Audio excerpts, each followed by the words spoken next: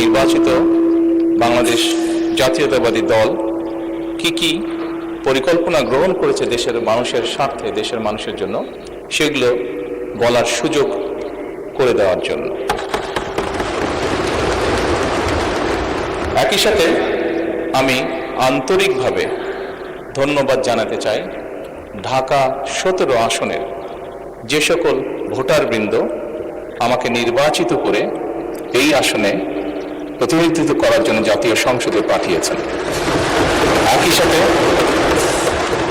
একই সাথে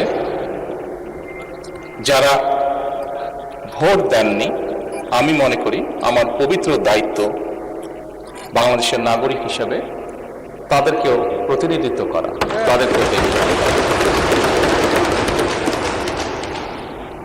মাননীয় স্পিকার, সরকারের নির্বাচনী ইশতেহারে ঘোষিত কার্যক্রমসমূহ বাস্তবায়নের জন্য সকল মন্ত্রণালয় বিভাগ আগামী 180 দিন, আগামী অর্থ বছর এবং আগামী 5 বছরের কর্মপরিকল্পনা প্রণয়নের জন্য এরই ভিতরে বিভিন্ন প্রকার উদ্যোগ গ্রহণ করেছে। ইতিমধ্যে নির্বাচনী ইশতেহারে ঘোষিত কিছু গুরুত্বপূর্ণ কার্যক্রম বাস্তবায়নের লক্ষ্যে উল্লেখযোগ্যভাবে অগ্রগতিও হয়েছে। প্রান্তিক ও নিম্ন আয়ের পরিবারগুলোকে, যেখানে বাংলাদেশের অধিকাংশ পরিবারই প্রান্তিক বা নিম্ন আয়ের পরিবারের সদস্য, এই পরিবারগুলোকে প্রাথমিক পর্যায়ে 13টি জেলায় প্রায় 37,814টি নারী প্রধান পরিবারকে ফ্যামিলি কার্ড প্রদান কার্যক্রম শুরু হয়েছে। মাননীয় স্পিকার, একই সাথে কৃষকের সার্বিক সুরক্ষা প্রদানের জন্য সরকার কৃষক কার্ড প্রদানের উদ্যোগও গ্রহণ করেছে।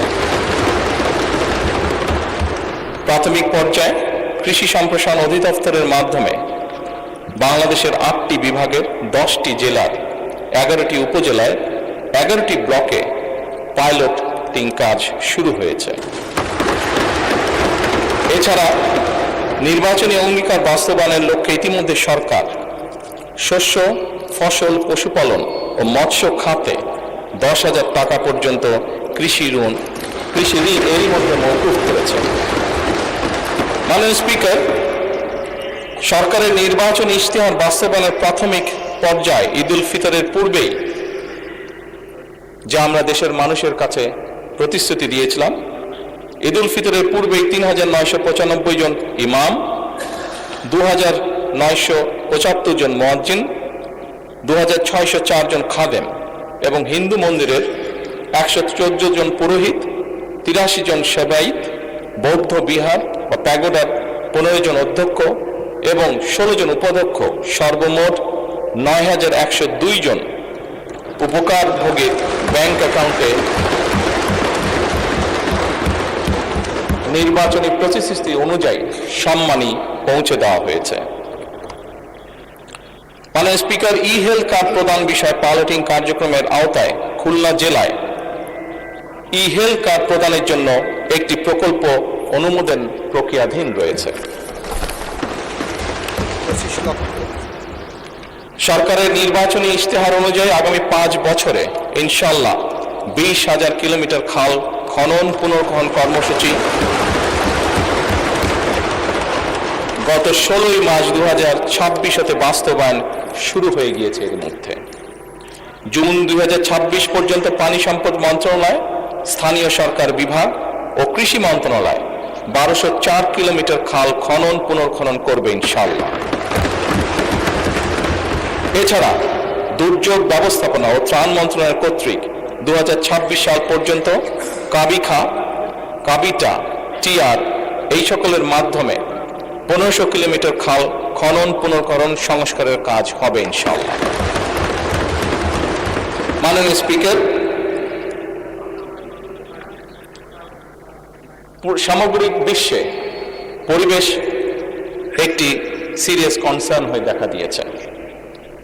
আমরা ইনশাআল্লাহ 5 বছরে 25 কোটি বৃক্ষরোপণ ও সবুজ কর্মসংস্থান সৃষ্টির লক্ষ্যে বনায়ন সৃজনের জন্য ইতিমধ্যে 1,50,00,000 বিভিন্ন প্রজাতির চারা উৎপাদন করা হয়েছে।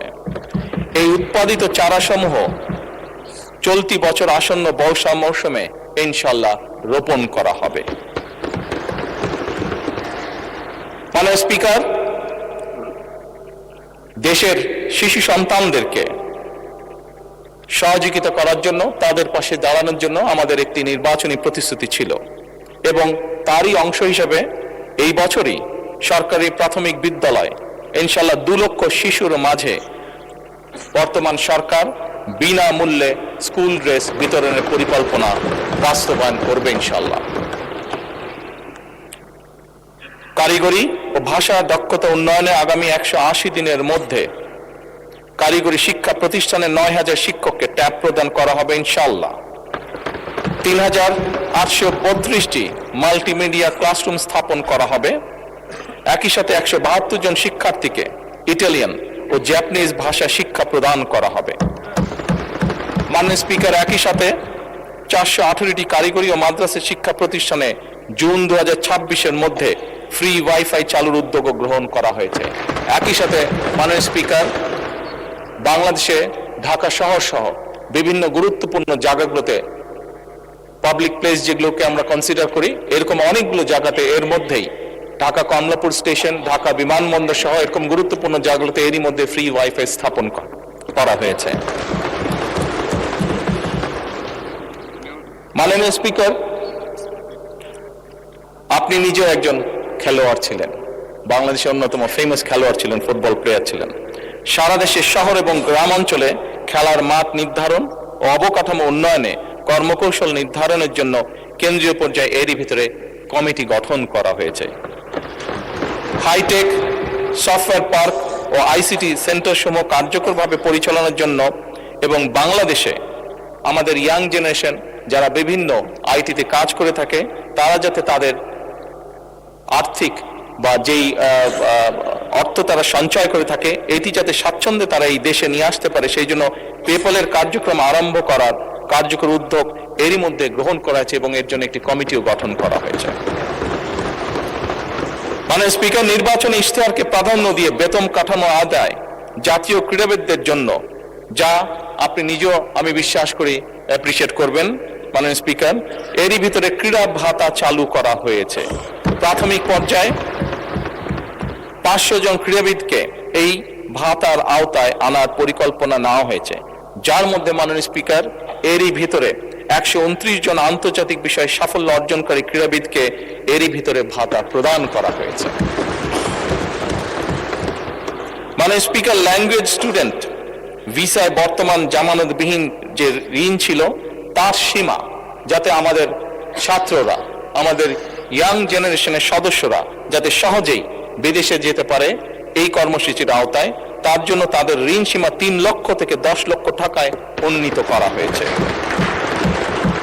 জাপানগামী শিক্ষার্থীদের জন্য ভিসা সিওই এর ভিত্তিতে এই ঋণ প্রদান সহজকরণ করা হয়েছে আগের থেকে অনেক। মাননীয় স্পিকার, আপনাকে আন্তরিক ধন্যবাদ। ধন্যবাদ মাননীয় প্রধানমন্ত্রী।